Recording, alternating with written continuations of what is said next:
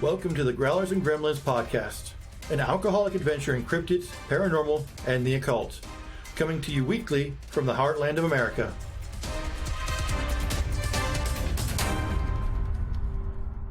Welcome to Growlers and Gremlins. My name is Jason. I am the analyst. This week, joining me, I have... John. I appreciate your dedication to the titles. You're the only one every week. I don't care. This dipshit over here is... I'm Brian. I'm the explorer. No, you were the onanist. We finally said your title. Explorer. No. A little self-exploration. Yeah. And joining us as our guest this week is... Alicia, the favorite female guest.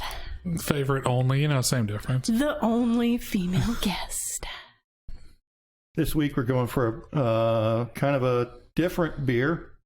Three Floyds Secret Savages, an American sour ale brewed with watermelon. Three Floyds is out in Munster, Indiana. This has My Little Pony on the bottle. So it's a brony beer called Secret Savages. Released soon after a brony shot up a FedEx facility in Indianapolis. Oh. I don't think the two are connected. Too soon. Probably. All right, tasting notes. Oh, I don't know if I can. Oh, It smells like hot sauce and nail polish remover. I'm going to say by the third drink, I didn't think it was bad. oh God. I have actually, it's like, I like it a little bit. Oh, that's good. Alicia's going to throw up. This is worse than the sours we had before. I thought we would Alicia, finally find a you beer did- I don't like. I like this. I think it's good. It tastes like candy. Oh my God. I've never tasted anything like that. Pass it down. That's why I brought it, in case somebody was about to die. Yeah, we have some more neutral tasting beers on standby. Ooh, it's bad. I'm sorry. I'm going to say, on the second drink, I was like, that's not... The first one sucked. I'll finish yours. We don't know what she got. She got the unlabeled bottle. So It's, see if it's dog piss. Hers smells the same. I mean, I'm sure it's probably the same, but like... Oh, Yeah, it's the same. If anything, yours is a little nicer. Nicer? Yeah. I don't know. I could maybe get it down if it was like poured over some ice or something. Ooh, this would be good with ice. Which is weird, but I don't know, because it tastes a little warm still. To me, it tastes a little bit like a watermelon starburst.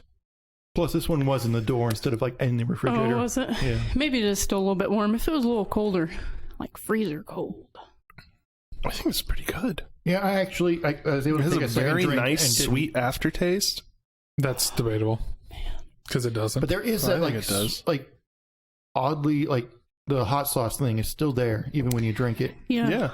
Yeah, It tastes like they used peppers in it somewhere, like chilies or Well, something. when I cayenne. tasted it, the peppers wasn't really like that kind of, the hotness taste wasn't too bad. It was the idea of nail polish remover or nail polish as I was drinking it made it seem 10 times worse. Yeah, I'd really love to know like an ingredients list on this. It's a weird one. It says, meet the new kid in our wild and sour ale program, Secret Savages. This tart and fruity ale harnesses the juicy power It's tart. of watermelons and is conditioned for several months in our collection of wine and spirits barrels. Weird. I like it. I didn't taste the hot sauce. I tasted nail polish. Yeah. Yeah, I mean, there's no evidence of there being any hot sauce in it. It just smells like it and kind of tastes like there's some like peppers in there somewhere in the brewing process. Yeah, it's very like ending notes of the kind of like an aftertaste of hot sauce. Mm-hmm. But all right, Like it. Weirdo. Like I said, we've yet to have a beer on here I don't like. we'll keep trying. One day. I feel like it should be said Secret Savages. It's just Which is the way this bottle looks. I'm just standing there looking at a wall of beers and this bright pink packaging with a unicorn on it or whatever. My Little Pony. Yeah. He has a history of being drawn to ponies. Well, it's like boring beer, boring beer, boring beer, boring beer, boring beer. And then ponies. Like, all right, fuck it. I know. Let's see Well, what that's what I happens. always look at when I'm looking at the beers. I'm like, well, which one looks, is catching my attention, the artwork, even though I'm like, I don't know if I'll like it or not, but Yeah, I mean, I don't know beer that well. I just fuck it. Why not? You're a professional beer reviewer. Yeah. Oh, what was it? What did he call it? He didn't say sommelier. He said something else instead of saying sommelier. Oh, I don't know. I don't remember. He's playing Call of Duty and can't hear us, so we can make fun of him all we want. Yeah, I don't remember what that was. Was it like Samoan or something? No, I don't think so. It doesn't matter. Oh, What? don't worry about it. Don't worry about it. Don't worry about it. Don't you touch my stuff. So, I guess moving towards a subject, right? Scripted intro time. No, I'm gonna try. I'm gonna try and not just read I saw directly. you take this deep breath in and look over your phone, and I thought you were about to be like, imagine. Imagine, if you will. Yeah, a gumball machine with a stick of dynamite. You assholes. I'm never letting that go. Hey, you never let me get to the analogy because you kept interrupting me. That's gonna be our first T-shirt. It's just a gumball machine with a stick of dynamite in it. Do it. That'd actually be kind of cool. This is how the universe started.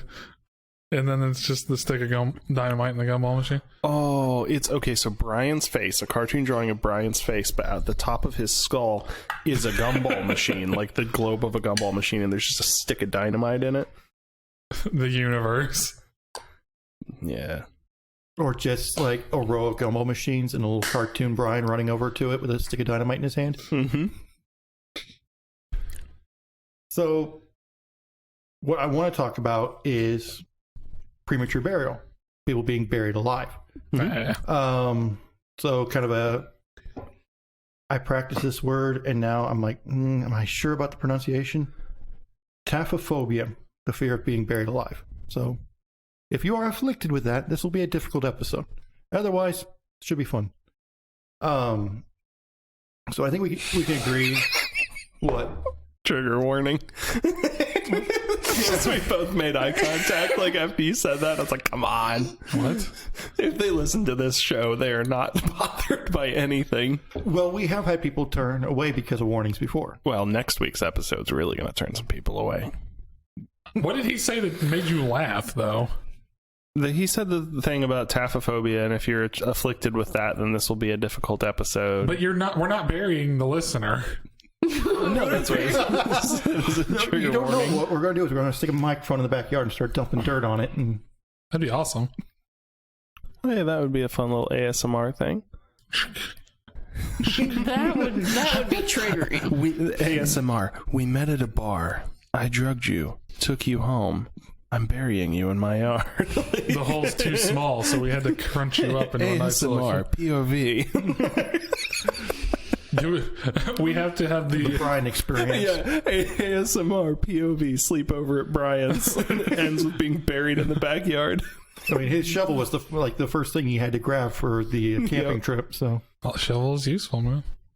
Shovel is one of the best tools. You can dig holes, you can chop wood. He keeps roofies in his back pocket so they get crushed up throughout the day when he sits down. Yeah, you That powder way, all he them. has to do is pull out a little pocket sand and drop it in someone's drink. I'm a little pixie. I can tell you, ooh, look at what I can do to your drink. And it looks like a little magic trick. just salt bang roofies into the. Yeah. Should probably clarify for our listeners that Brian's not actually a rapist. Or a terrible person. Or even sexually active. Yeah, I'm pretty still. Brian's Yet. a good guy. Yeah, good is good boy. Good boy. good is relative. I think I'm good, but other people think I'm a horrible piece of shit. Like this beer, its goodness is relative.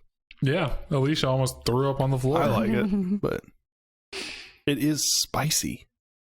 It's not. It's I just don't know sour. why. Why is it spicy? Yeah. Why is everything we eat poison?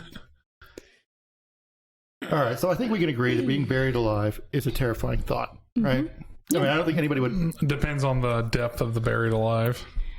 Okay, so all of us except for him. Cave in. That's fucking I'm scary. kind of with him on that. Like, if you're gonna bury me in your yard alive, if you just bury me in the dirt I'm okay with that. Like, it's kind of cozy. I could probably squirm and dig my way out Kind of somewhat. like being buried at the beach. But if you put me in a casket and then Yeah. you bury me alive, well, then that's a problem. Or I'm in a cave 300 feet underground and then it caves in. Or your underwater Or the base Chilean caves in. Myers. Yeah. Yeah, pull.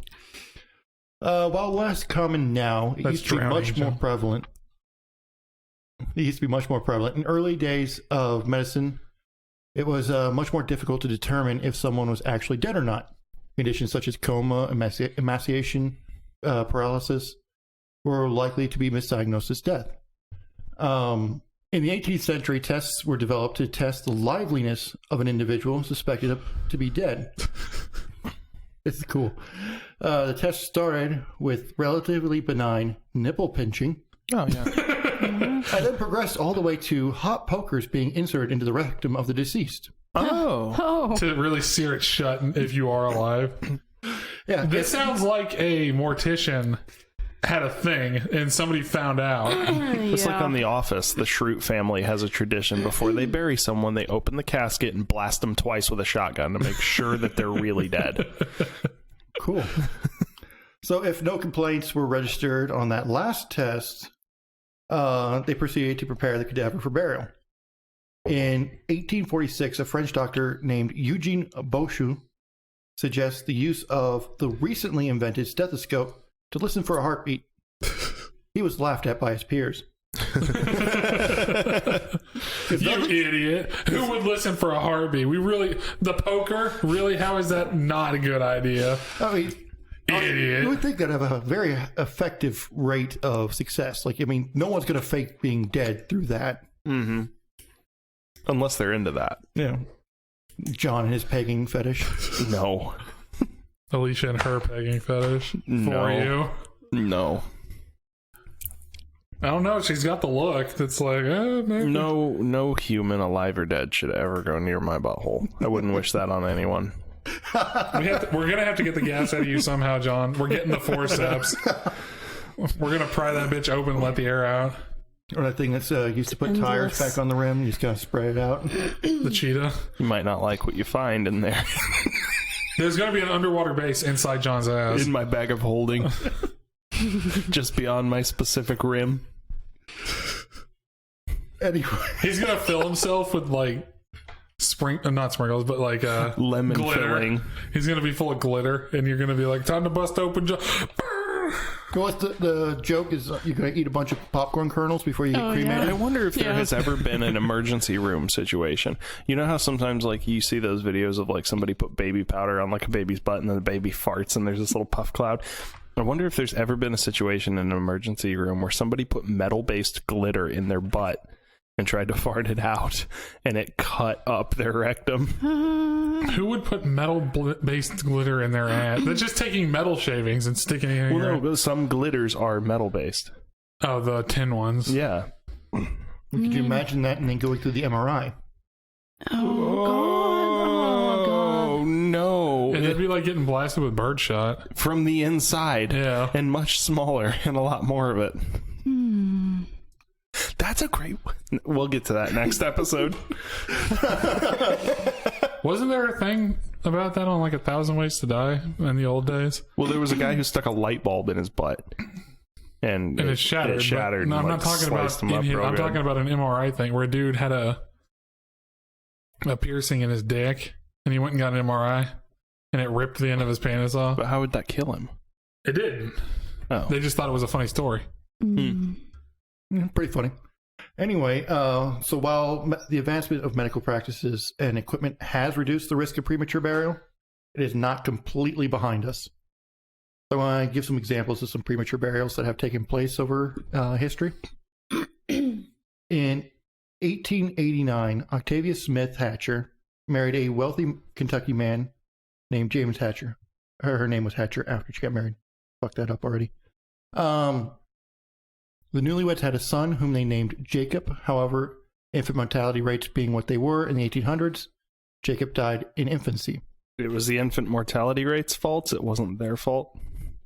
I mean, There was no SIDS. based on my limited research, that's Probably what some it kind of said. disease or something. Losing her son put Octavia in a deep depression, and she was bedridden for several months. During this time, she began showing signs of a mysterious illness. Eventually, her body entered a coma-like state and nobody could awaken her. She was pronounced dead in May of 1891, just 4 months after Jacob's death. It was an unusually hot May that year, so Octavia was buried quickly. Embalming had not yet become a common practice. But a few days later, others in town began falling into a similar coma-like sleep with shallow breathing patterns, only to awaken a few days later. They discovered it was an illness caused by the bite of the tsetse fly. So, fearing that she had been buried alive, James panicked and had Octavia exhumed, thinking she might awaken. She had, but James was too late. Octavia's coffin was airtight. He found the coffin lining had been shredded, and Octavia's fingernails were bloody. On her face was frozen a contorted shriek of terror. Great place to stop in the word contorted. Yeah, I had issues with that one. On her face was frozen a contorted shriek of terror. Now you just edit it back. Just leave all that in there. A traumatized James reburied Octavia and erected a lifelike monument of her that sits in the cemetery where she rests. Historian Jessica Forsyth noted that James went on to develop a severe phobia of being buried alive. Because buries her alive and puts up an apology statue. Yep. I spent more money than the $20 on your headstone. Please don't haunt me. I'm sorry. That's the weirdest part of that to me. Like those stories of people being buried alive and their fingernails are bloody. Like my last thought ever would be, I'm going to try to scratch my way out of this. How stupid are these people? What? Okay. John, you're buried alive. What the hell do you do? What am I in? A coffin. Can I get my knees up? No. How much can I not get my knees up? Like at all. How long is the casket? As long as you are. As long as I am. And okay, so how much room do I have if I'm laying on my back? You can't flip. No. If I'm laying on my back, how much room is there between my chest and the top? About 1.5 inches. Why is it such a tight casket? Because they didn't Because you're a chunky boy. They didn't build massive coffins. But now they are. But either way, you want a coffin. Okay, You're so getting listen, a coffin from 1890. If it's an inch off my chest and it's 1890, then that's a small coffin because I wouldn't be able to get my hands up to claw if I only have 1.5 inches because my forearm I love the goes beyond my movement he chest. just did. Yeah, little T-Rex arms. Well, think about that. If it's only 1.5 inches off your chest, you can't even get your hands up. So you got to give me more room than that, Brian. And if I have enough room to get my hands up to scratch, I have enough rooms to start forcing with my knees or my legs.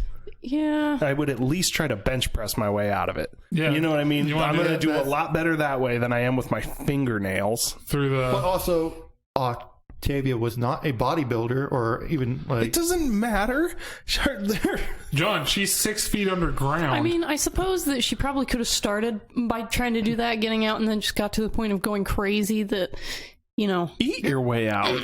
Your teeth are stronger than your fingernails. Bite your way out of know it. what I would What do you do? get Rub a it good, with your a teeth. good bite on? No, just open your mouth really wide, take your 2 front teeth, and just start scraping. It's going to last a you lot did. longer than your fingernails will. Not everyone's built like a beaver like you are. I'm not built like a beaver. Look at these teeth. Those are two very large. I got middle teeth. beautiful teeth. I'm going to say I would just take my hand and put my middle finger right up against and just start punching it. 1 inch punching. 1 inch punches. You think you're Bruce Lee? No, I am Kill He's Bill. the bride.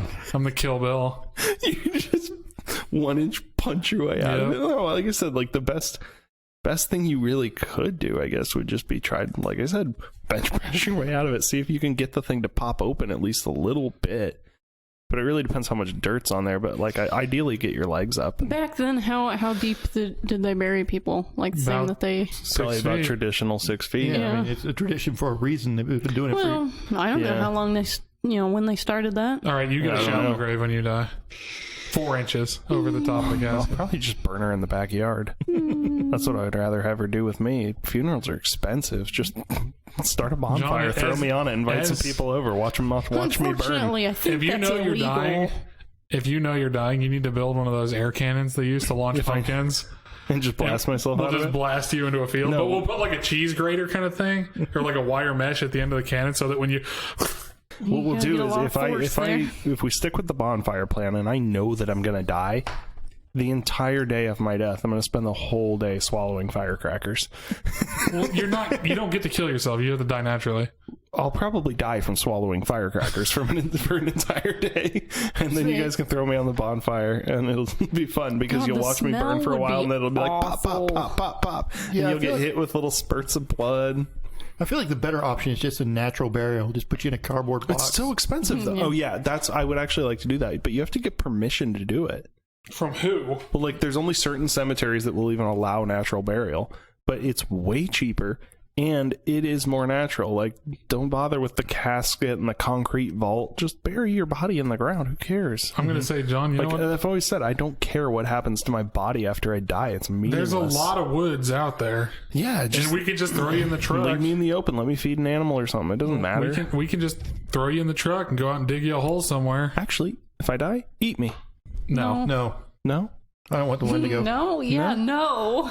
I probably have great marbling. No, you don't. Great Marv. We can donate you to a cadaver farm so that they can Like learn I how said, bodies donate me decompose to a and whatnot. cadaver farm or a whorehouse. Just gonna let that hang. Okay, I'm going to ask, why whorehouse? I've already told this story on the podcast. It was a thing Louis C.K. said years ago. He said that when he dies, he's going to be the Willy Wonka for perverts. He's going to open a place that after his death, you can just have your body donated for people to just do with what they want. Oh. It's too bad he got canceled. Yeah. Because he asked people if he could jerk off in He front of him. died in a horrible masturbation accident. That's what they say. That's what Chappelle said. Yeah. Yeah. My friend Louis C.K. who died in a horrible masturbation accident. Yes. It's all Sarah Silverman's fault. Fuck that bitch. Mm-hmm. She's not even funny.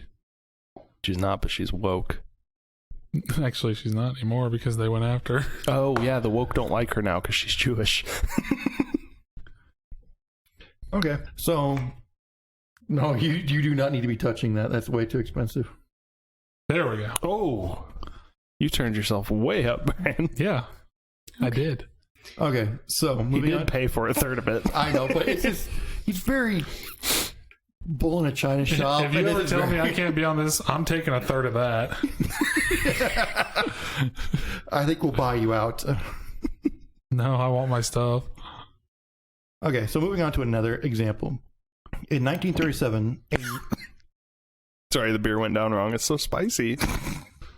So spicy. It literally, my mouth interprets this beer as spicy. yeah, I don't know why. Like, it's really spicy to me. it kind of evolves over It's time. not sour. It's really spicy. Okay, so in 1937, a 19-year-old from France named Angelo Hayes went for a motorcycle ride. Perhaps he had minimal knowledge of how to operate the vehicle because he ended up crashing it and slamming headfirst into a brick wall. When help arrived, they found Hayes' head was mangled and he had no pulse. It was so terrible to look at that his parents were kept from seeing him for their own good. Hayes was declared dead and buried 3 days later. Due to an investigation by the insurance company, the body of Angelo Hayes was exhumed 2 days after the funeral. It was quite the surprise to find that his body was still warm. Apparently, in the aftermath of the accident, his body put itself into a deep coma and required very little oxygen to keep his system running. After being buried alive, Hayes received proper medical care and went on to make a miraculous full recovery. He then invented a type of security coffin that he toured across France with. It was reported to contain a small oven, a refrigerator, and a hi-fi cassette player. So just as much as a New York apartment. Don't give him any way of getting out. Just give him some comfort to die in. Yeah. You know, when I think safety coffin, I think like a lever to Yeah, pull that's that just what I was blows thinking. the lid off or something. Yeah. Instead, just give him some stuff to do. So How yeah, big is this coffin? But that's just kind of like was like the cliff note of his little. And after that business failed, he just started selling them as doomsday bunkers. Buried in yards all I mean, across if the country. If he was going to invest in anything, it should have been motorcycle helmets. But Yeah, really. My mom did that. My oldest sister's 15th birthday, they got her a moped, and she was not happy. She did not like it. She was like, what do you think I am, biker chick or something? She was 15, and she was like, didn't realize the freedom they were giving her. My mom got on it, was to be like, no, look, it's great. She takes off, runs up a neighbor's driveway, and slams her face into a brick wall. Dented up that moped pretty good. Broke one of the mirrors off day one. I mean, I am the guy that hit a garage with a dirt bike. I got a lot of use out of that moped. I did that too. Well, I borrowed my brother-in-law's dirt bike, and he didn't tell me that the brakes didn't work. Oh, So I was turning around behind the garage and just couldn't slow down. Just went straight into the garage. There you go. I mean, I came to a stop. Well, that's like I don't know if I've ever told this story on here. When I just about killed myself on my lawnmower at the old house, I was mowing the yard, and I had a mower that worked a little differently. It was a riding mower, and instead of having like a throttle pedal, it was you would release the brake to go. Oh, yeah. And so you'd put it in gear, and you just let off the brake to go. And I bumped into the tree that I was trying to go around, and I got stuck, and I was like, oh, gotta throw it in reverse. Forgot to throw it in reverse, pulled my foot off the brake pedal, and the lawnmower drove up the tree, threw me off the back, and flipped over, and I had to like roll out of the way so it didn't land on me. Yeah. It was a fun day. So I guess moving on to our next example.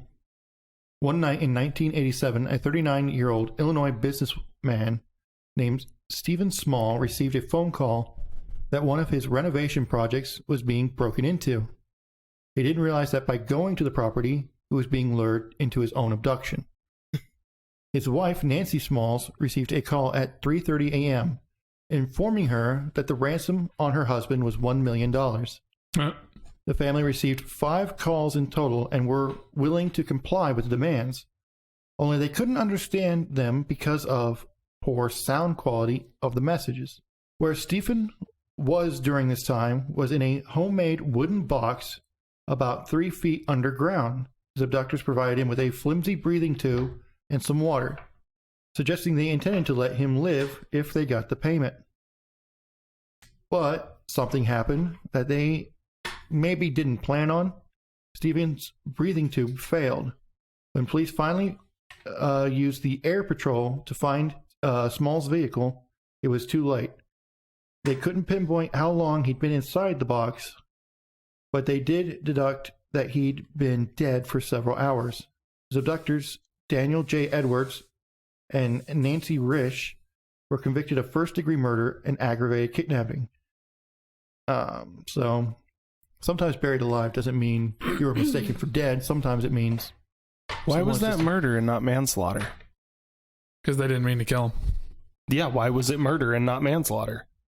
They didn't mean to kill him. Probably because they kidnapped him first. Yeah, they just increased the charges, and the jury was like, yeah, screw these people. Yeah. Yeah. I mean, that's what they do. That's still not justice. There's an entire Ryan Reynolds movie about being buried. I was thinking about that. I don't remember what it was called. I never watched it. I watched it. Yeah, he was a trucker during the Gulf War, and he got captured by the Taliban or whoever. Okay. And they buried him in a box, and they gave him a cell phone so he could call, because they would call him, and then they'd tell him, hey, you need to call your guys and get them and do this. And he spent the whole movie is inside the box with him losing his mind. I didn't watch it because it's not a comedy. Like, why would you watch a Ryan Reynolds movie that's not a comedy? He's one of those guys. Like, yes, he looks like he could be an action guy, but he's a comedian, you know? Yeah, it's kind of like when, Ryan Reynolds movies have to be funny. like when Jim Carrey tried to do serious movies, or Adam Sandler. No. Jim Carrey's serious movies were fantastic. Which ones? The Majestic? Never heard of it. I don't know what that is. Incredible. I was a more thinking great like one. the number 23, but... I didn't watch that one, but The That Majestic was was great. weird. It was, basically he got in a car accident, and he wakes up with amnesia in this town, and he happens to look like this guy's son, who was a war hero who went missing, and he doesn't know that he's not him, but at some point he does realize, oh, this isn't me. He starts to remember his old life. It's a great movie. That's Jim I mean, Carrey. Jim Carrey's a weirdo, but Who's the guy from The Office? The head guy? you talking Steve about Carell? Steve Carell? Yeah. He does great serious movies as well. Yeah, I he was does. just thinking about the one where he's got the dolls. He built that whole city outside his house. Oh, I didn't ever see that one. I really wanted to. I can't remember what it was called. I don't remember. That one, yeah. Little soldiers or something. I don't know. I wanted to see that one real bad, but my favorite is Last Flag Flying. Yeah, that was a good I one. keep meaning to order that movie and have it delivered to Kevin's house so he'll watch it because it's going to wreck him. Oh. It's going to make him cry so bad. That movie's so sad. And like I can imagine like from Kevin's perspective, it's going to be all that much more sad. You know, Kevin listens to the podcast and takes it out on us. I've told him before that I want to like make him watch this movie, like because I think he'd love it. But it is very sad. So the reason why I was looking into this topic was I was originally researching ghost stories out of Terre Haute, Indiana, and I came across one, which I, for whatever reason, failed to write down, where there was a man who was deathly afraid of being buried alive. So he set aside the money and the resources that when he passed, he would have an above ground burial in a mausoleum in Terre Haute. And you can actually go see it. It's, I want to say it's Green Lawn Cemetery in Terre Haute. And he even went so far as to have a working phone line installed in the mausoleum. And the ghost story is that, you know, several years later, his widow passed away of a heart attack, but while she knew she was dying, she grabbed the phone and she was found with the phone in her hand. When they looked at her phone records and where she called the mausoleum. So they went and checked the mausoleum and the phone was off the hook. Oh. So it was like, did the ghost answer the phone? You know, that's the ghost story out of Terre Haute. But it led me into like, well, what are the preventative measures that people take to avoid being buried alive? You remember the movie White Noise? No. This guy like dies in a car accident or something, but then like starts calling people after his death. Weird. I remember one where they like it was like a CB radio and they were like talking to the past or something, or talking to their dead father. Maybe that's that movie. I don't know. That also sounds familiar. So preventive measures actually go back as far as according to the history of Nicephorus, yeah, Nicephorus. Never heard of it. Anyway, and perhaps because of the legend of Zeno's premature entombment, or perhaps for other reasons, the marble sarcophagus of the 17th century emperor Sarcophagus of the 17th century emperor Heraclius was left Heracles. I'm trying. I really am. Yeah, that famous guy, Hercules.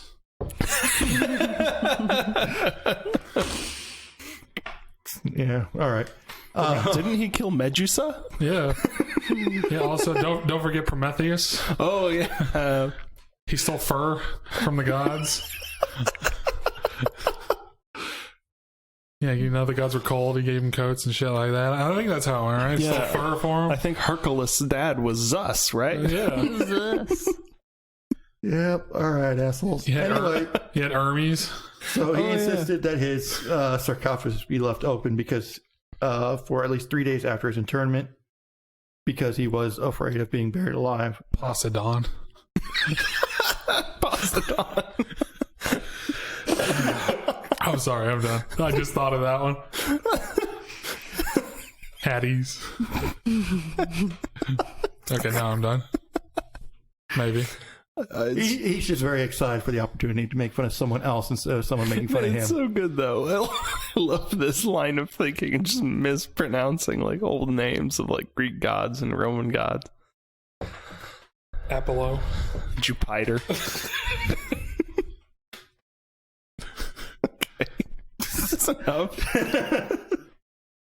Robert Robinson died in Manchester in 1791. He insisted a movable glass pane was inserted into his coffin, and the mausoleum door the mausoleum had a door for the purposes of inspection by watchmen who could see if there was if he had breathed on the glass. So that, he instructed his relatives to visit his grave periodically and to check if he was actually dead. So that, the idea of kind of like when you're holding a piece of glass or a mirror over someone's nose to see if they're actually breathing. out. Yeah. So that he had that inserted in it with a glass pane so that you could see into his coffin, which I imagine got really disgusting over time. I mean, because I wonder, body fluids and stuff, if he wasn't like embalmed a certain way, there would end up being condensation on the glass. Like, would they mistake that for breathing and like get him out and check him and then just like clean the glass and put him back and be like, maybe not. I don't know. I mean, it seems like I would think that by time condensation builds, they'd be, all right, he's been dead for 3 months.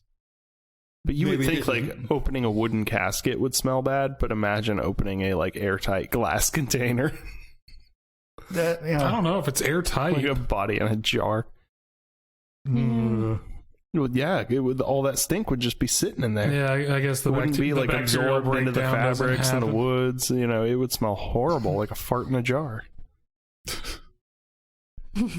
That's like the name of a band, Fart in a Jar. It probably is the name of a band. It's about to be. Fart in a jar. Safety coffins were devised to prevent premature burial, although there is no evidence that any have ever been successfully used to save an accidentally buried person. Is that the ones with the strings on them? Like the bells? Yeah. That's what I've been thinking about. In 1882, J.K. Rowling. J.G. Crinchbaum received a U.S. patent for his device for life in buried persons. That's the title of it. Device for life in buried persons. It consists of a movable periscope-like pipe which provide air, and when rotated or pushed by the person that is buried, indicated to passerbys that someone was buried alive. So I'm just kind of thinking, like, do they think every graveyard is very highly trafficked to where there's just a constant flow of people to look for pipes empty moving most in the ground? of the time, but I'd imagine you could hear them from quite a distance because it's not going to be, hey, don't mean to bother anyone, I'm buried alive in here. It's going to be screaming. I'm going to say I couldn't help when you said they had a patent for the safety coffin or whatever. Device for life in buried persons. No, but what was the patent for? Not what it was called. It was back like a paragraph ago. Safety coffins. Yes. Yeah. Okay. So safety coffin. When you said, it's a patent for the safety coffin, all I could think of was a person. It is a coffin escape pod where it just shoots them out of the ground, dirt and all. I was thinking about like child-proofing things. No, I thought this is a coffin a child cannot escape. No, I was thinking of like the dude wakes up and he's got like two little handles on both sides, and he can just, and then the coffin just pops out of the ground. Yeah. And he just gets smashed in the face by the lid and all the dirt and everything on the way out. No, it would be like a reinforced coffin or something. Fun new cemetery. Every coffin has a trap door in the bottom. If you're buried alive, you pull a lever in the coffin. You drop into a tube slide where you open up into a big room with a big party, and they say, "We're sorry." And there's a ball pit and cake. I like that idea. That's pretty cool. Yeah. Just drop out the bottom into like a hallway. Afterlife Chuck E. Cheese. But you're not dead. Well, like they put you flush to the bottom, but it's like a concrete ring where you can still fall out, and it's like watertight around the bottom. That way you can just bury our dead on the roof of hospitals with a nice receiving room underneath, so we can drop in and get medical care. Yeah, because think about like a modern burial. You're going to have a coffin that locks from the outside in a vault under 6 feet of dirt. Mm-hmm. Those vaults fill with water. Interesting fun fact. Which is probably why they make the coffin seal. But yeah, I just want my body. Well, I have lots of ways I want my body, but I would think I have lots of ways I want your body. But no, I'm just thinking it's like, what would be the most effective way to like just toss me. It's like, I want you to go find a construction site for like a big building that's just about to lay foundation and just throw me where they're going to drop the cement into the... Now, when Mythbusters did that, because they were doing trying to find Jimmy Hoffa, they took pigs and buried them in cement. And what they found is as it decomposed, like the water could seep away, and it just made a cavity. Yeah. To where someone could end up crashing through that at some point, if the concrete's not that thick, and just fall into the goo that was you. Yeah, that's why I said put me at the bottom of put me with the rebar of a building. See, my hope is that Brian outlives all of his family so that I can manage his funeral, and then I can give him a Viking funeral, and I'll just tell everyone, oh, yeah, he definitely wanted this. He was super into it, just so I can have the experience of giving somebody a Viking funeral. You better get that arrow shot ready so I can go out on the boat. Because I don't want you sitting there for like 20 minutes just like, I got this. Fuck. We'll do it on the pond out here. The HOA would love it. Did you burn a body in the pond? Yes. Maybe. Whose body was it? Yes, I did do something about it. He's already dead. It's not desecration. I went to the wrong hell. It's all cold. I'm like, what the fuck happened to me? I also feel like it's going to be exceedingly difficult to be buried alive these days. Yeah. Because, I mean, the first thing they do is drain you of blood and fill you with embalming fluid. If you're embalmed. And they spend like 2 hours trying to revive you. True. Yeah, just feel Unless like you're an these organ days, donor. They'll know if you're dead or not. I mean, Yeah, there's too many With machines. how- I mean, they pull out like the hand MRI where they're like, is there still brain function? And to be like, yep, still brain function. Sometimes even if there's no brain function, they'll keep you in the hospital for quite a while just to make sure. Yeah. But that's when they're deciding whether or not, do we harvest, do we not? Well, the what if you're insurance is not a still paying donor? anyway, so... Yeah. Keep in the future, hospitals start keeping dead people in for weeks at a time and just giving them like doses of ibuprofen intravenously so that they can bill the insurance. Because it's crazy, like especially like when you have a baby and like you can go to the store and you can buy a package of diapers for like $7. But that same package of diapers billed through a hospital is, $200. Yeah. Well, like when I... Or it can be like Kentucky Ballistics and cut one of your arteries. Just put a thumb in it. And you can blow yourself to shit and be in the ICU for like 4 days, and then you can come out like 6 days later and just go home. I want one of those shirts. Stick a thumb in it. Just put a thumb in it. Yeah.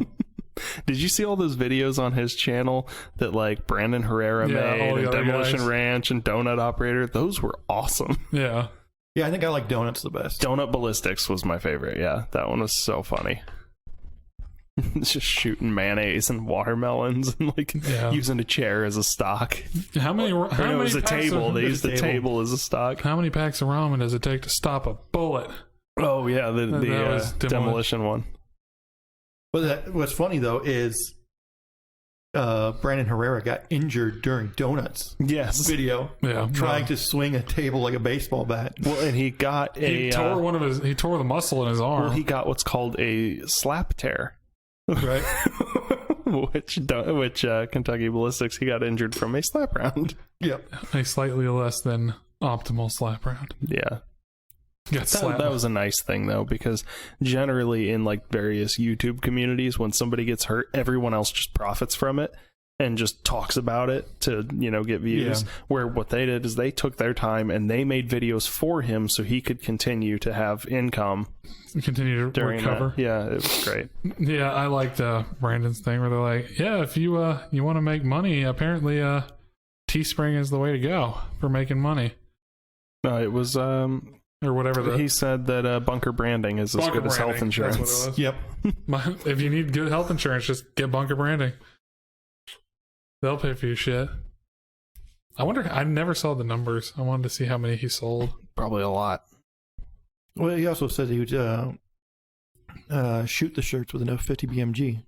How The guy many? from Demolition Ranch did.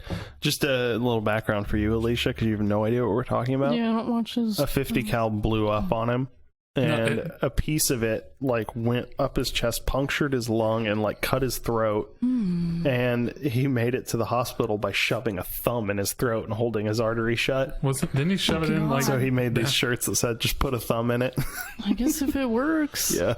Well, originally his father put his father had his thumb in it, but his father had to drive him to the emergency Like room. literally in it? Or Yeah, it was. he It put it was up in in the his- gouge. Oh god. Hey, things you'll do to stay alive. I wonder Yeah. how much But bacteria it gets wasn't- shoved up in there. It wasn't the He's 50. alive. It wasn't the bullet that did that. No, it was a the, piece of the gun. It was the piece of the locking mechanism that when the cap blew off, it just sheared it right off, and that's what got him. That's what deflated his lung and cut his artery. To be fair, that was the sketchiest looking 50 cal I've ever seen. Did you see the video where the actual Sarab designer came No. out and he made videos talking about it? They're like, this is a freak accident. And they've done a couple. like it definitely shouldn't have happened, but Yeah, they've been. I still don't like the way that gun operated. I didn't like. Because it has a screw cap on the Yeah, end. I didn't like that. Yeah. So, buried alive. What do we think? It sucks. Yeah. I mean, if I'm not on a beach, I don't know. The nail thing makes me cringe. Yeah. I wouldn't do it. I would not be clawing with my fingernails. that's why. Well, I mean, think about it. Like after you expend a bunch of energy trying to just push it up with your knees and stuff, you're going to be really tired. What are you going to have left? You're just going to be like flailing at it. That's what I was thinking, and just like I would imagine at that point you're kind of like going crazy and like At that point, you know, I'd just sleep until I starved to death. like Or, well, dehydration would kill me first. Yeah. Well, actually, oxygen deprivation would be the first thing. I'd just asphyxiate in there. Like, what's the big deal? But I don't think anybody starts with trying to claw it open. I No, think they probably not. end with that. Because even with with oxygen deprivation, you're going to be losing your mind. yeah, The way I am, I'd use up all my oxygen just preparing to try to push it open. yeah, you'd be You being you'd It's a hotbox technique. yourself first. that's what he does every single time before a lift. It's a technique. You hyperventilate to fill your cells with Oh, oxygen God. as If much John as was buried possible. alive, that's the first thing he'd do. Regain consciousness. Just fart myself to death. I'd die of methane poisoning. Yeah. John starts shitting his pants out of panic. Oh, God. I'm going to be stuck in here. I can't bench press my way out. Oh, God. It smells so bad, and it's not seeping because it's airtight. He'd like I it probably at wouldn't first, mind the but- smell at first. Yeah, Ooh, free after a warmth. while, I'd die peacefully. Die shitting his pants. Like a scumbag. Well, how what, John? acidic is your poop? Not very, but I think How acidic is your saliva? Not enough. How much Yeah. time do you have before you asphyxiate? we're going to sit there and lick the roof. Yeah. You would dry out. Yeah, your tongue would dry out in like a minute. Just lick my way out. And you're just sitting there. how many licks does it take to get through the center of a casket? That sounds like a horrible fetish. How many licks does it take to get into a casket? You know what? We'll just Not get into. You remember Get out of. munting? Let's not talk about munting. You brought it up. You got to explain it now. No, All right, I'm not looking gonna, it up and I'm explaining I'm not it. going to talk about munting. Munting. M-U-N-T-I-N-G. We'll just have to cut that all out Yeah. Yeah. when Brian starts. But anyway, being buried alive. I mean, in these days, it seems a little kind of ridiculous to be afraid of it. But at the same time, like, you know, if someone was trying to murder me and bury me alive, you know, that's scary. That's kind of a fear. That's true because there's not a lot of thorough checks to see if someone's dead when you've murdered them. So I imagine true. in a murder and disposal method, there's probably quite a lot of burying Yeah. alive that goes on. Yeah. What the fuck? Don't, Brian. Don't even talk about it. We'd have to cut it out. Yeah, don't. It's too bad for It's on Urban Dictionary. Yeah, just look up munting on Urban Dictionary. We can't even go there. But, so I guess in murder situations, it's plausible. And Yeah. that weird, fucked up kidnapping situation where they decide to hide him underground, that it's possible. Be a great way to torture somebody. What? Like to break them. You know what I mean? Like, bury them alive, like, repeatedly, and, like, at the point where they're about to die, dig them back up again, get them out, beat them for a while, bury them again. You know? Why would you even need to bury them? There's a lot of definitions Just for the fear aspect of it. No, I mean, you take a casket, you put them in it, you tarp strap it shut. They don't know they're underground or not. Depends if they're conscious. They might know. Well, Okay, I found a safe one. No, there's no safe munting, Brian. There is. No, Brian. It does not describe the act at all. It just describes a region, and that's it. No. It says something. No. It's not bad. It's not bad. It's something very wrong that most possibly originated in Germany, involving dead people and their decomposed juices. Okay. That's not the actual one. Something very bad. Yeah, that's the best way to describe munting. That started in Germany, as so many things do. Like Scheisse. What? Poo porn. People shitting I was going to say, because that's not the actual word I don't for know it what in German. In German, it's Oh. scheiten. German Scheisse. I'm just remembering the South Park movie. It's a I've always remembered that the phrase "oh scheiten me" or "oh scheiten my poopsen." oh shit in my ass. No, poopsen means airplane. Okay. Shit in my airplane. I shit in an airplane. Okay. So, how we went into this one? Happy munting, everyone. Bitch.